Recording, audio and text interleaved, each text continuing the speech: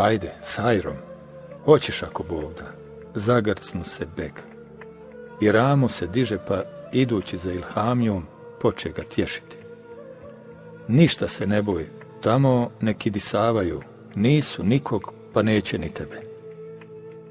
Efendija, zaklinjem te dinom i imanom, kaži im sve što ti je na srcu.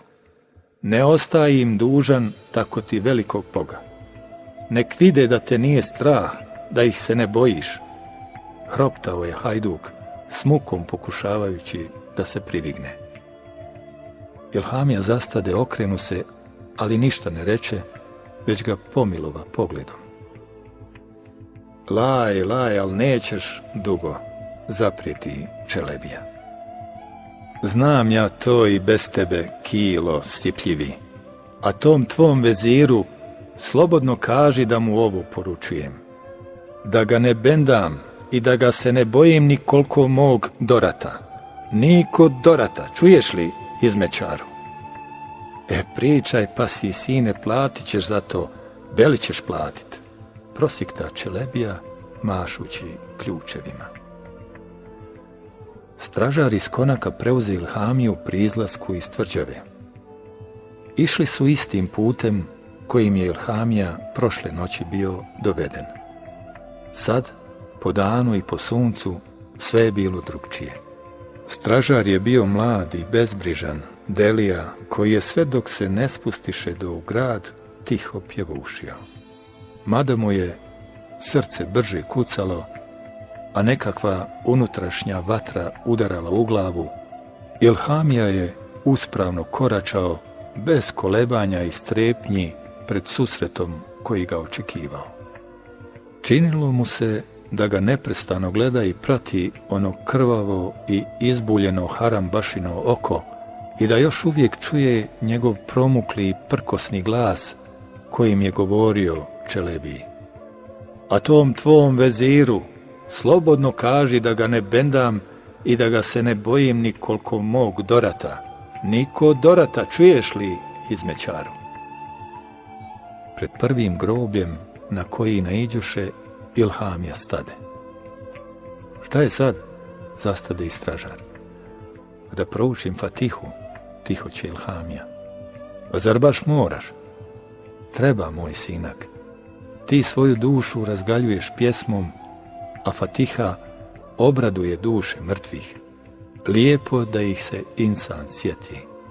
I nama će biti drago kad nas se kogod sjeti. Stražar se iskašlja i ništa ne reče. Ilhamija diže ruke i poče učiti. Mrtvi su mu sad bili mnogo bliži od živih.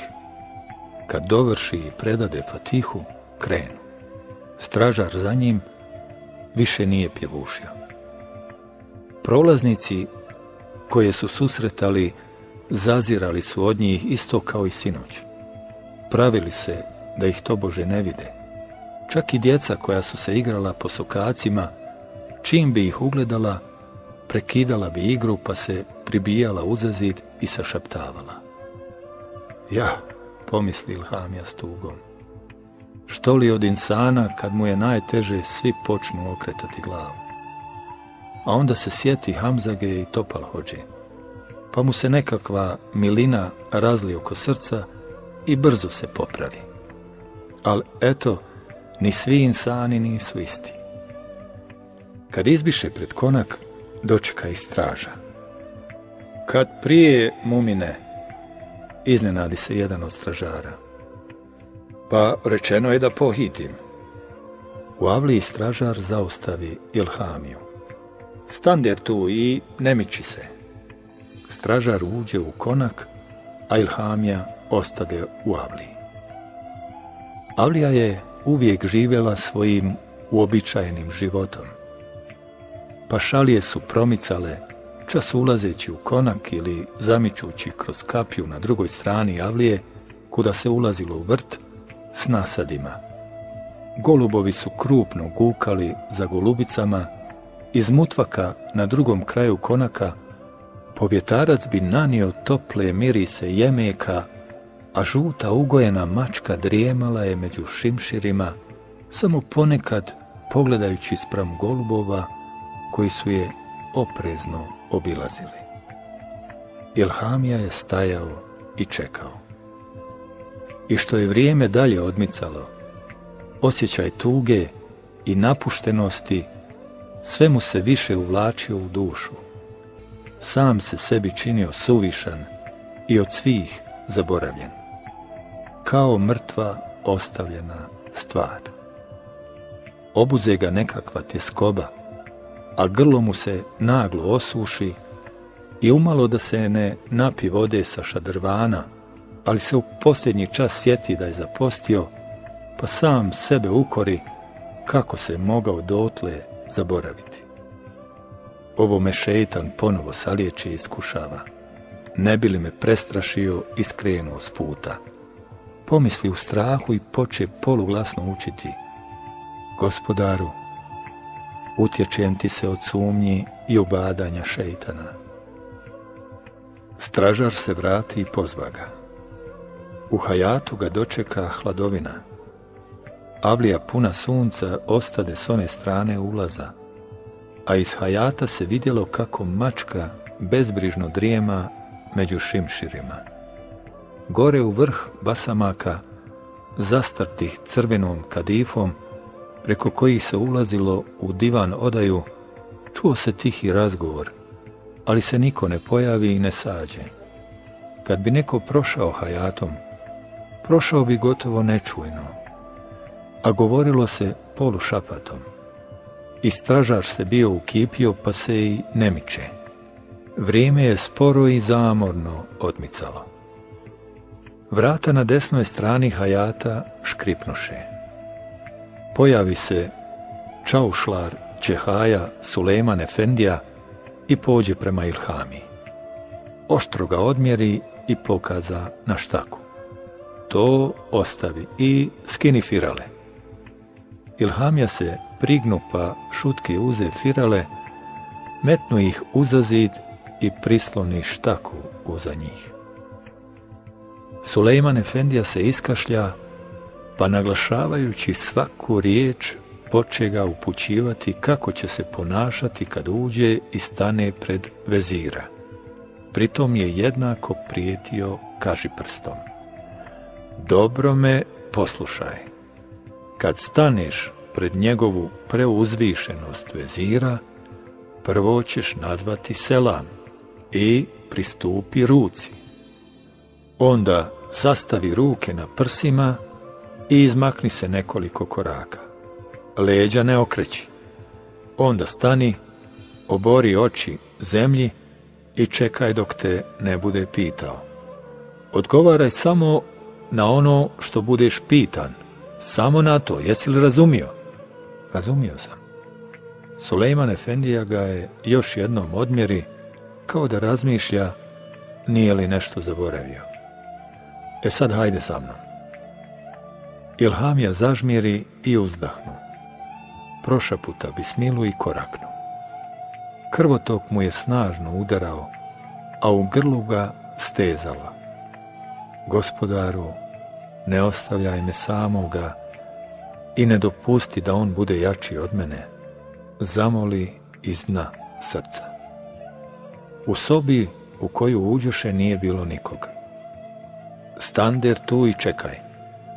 Sulejman Efendija otvori druga vrata i tiho zamači iza njih. Ilhamija ponovo osta sam.